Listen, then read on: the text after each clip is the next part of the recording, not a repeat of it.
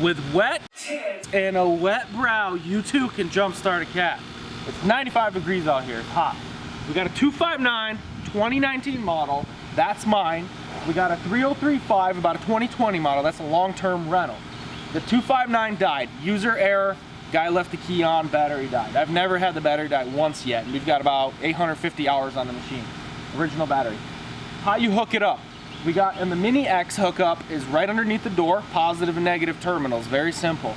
On the Mini skid, sorry, on the actual skid, the ground is attached to the wall, you'll see in a clip, and the red battery, positive terminal battery red cap, you actually take it off. Easiest way is you slide in a screwdriver on the left side, pry it up and off. That's the easiest way, and it should just come off. It was a little tricky at first, we didn't know. I couldn't find another YouTube video on how to do it, so here we are making the video.